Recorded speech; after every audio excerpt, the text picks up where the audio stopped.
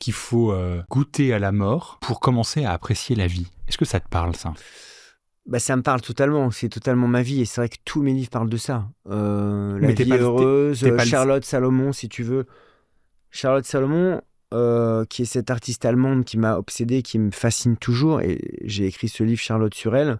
Sa vie est traversée par la mort, de par tous les suicides autour d'elle, de par ce qu'elle a vécu, et qu'elle a transformé finalement par la création, par la beauté, toute cette morbidité en une source éclatante de vie, de beauté, de poésie, de culture. Et d'ailleurs, je pourrais résumer toute ma vie et tous mes livres dans cette phrase de Charlotte Salomon que j'ai mis en exergue de La vie heureuse, qui dit que il faut être mort une fois pour pouvoir aimer véritablement. Et donc, je dis pas, je vous conseille pas de mourir, hein. Je vous conseille même pas d'aller mal à un moment donné pour avoir la capacité de comprendre le bonheur, loin de là. Mais en ce qui me concerne, je sais que j'ai compris à la fois la beauté et l'amour après cette expérience. c'est, en tout cas, le mot qui me vient quand je t'écoute, c'est le mot de nécessaire renaissance.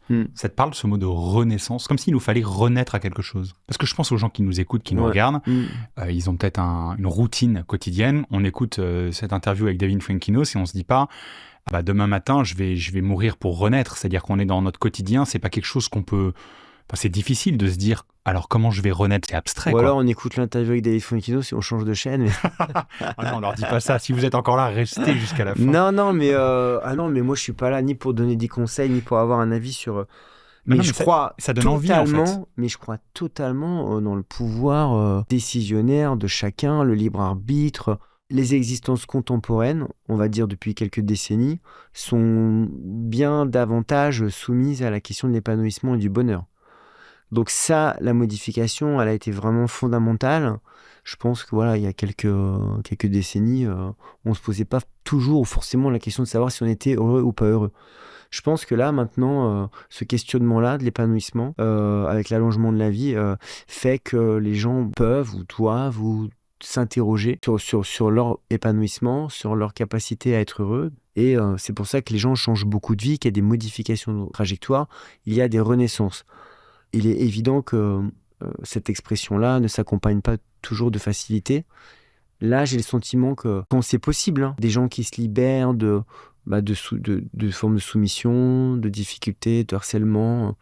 Il y a comme ça cette tentative comme ça d'aller chercher cette seconde vie. En tout cas, cette vie plus heureuse. Tu n'auras pas forcément la réponse, mais je ne me vois pas ne pas te poser la question. Qu'est-ce qu'on peut essayer de faire pour aller vers cette seconde vie? Je pense qu'on est vraiment maintenant en lucidité sur ce qui ne va pas dans nos vies. Puisqu'on se pose la question de l'épanouissement, on est capable de mettre comme ça, de poser un regard, la plupart du temps. Parfois, certaines personnes, évidemment, par rapport à ce qu'elles vivent, sont dans l'incapacité d'avoir une forme de lucidité. Et parfois, ce sont les autres qui vous disent « mais tu te rends compte de ce que tu es en train de vivre ?» Voilà, il y a des situations extrêmement douloureuses, périlleuses, où on est comme ça avec des œillères. Mais globalement, tu prends n'importe qui, si tu lui demandes de raconter un peu sa vie, il va dire ça, c'est bien, ça, je suis pas très épanoui, ça, j'aimerais que ça soit comme ça. Le rapport dans mon couple, avec mes enfants, avec mes parents, au travail.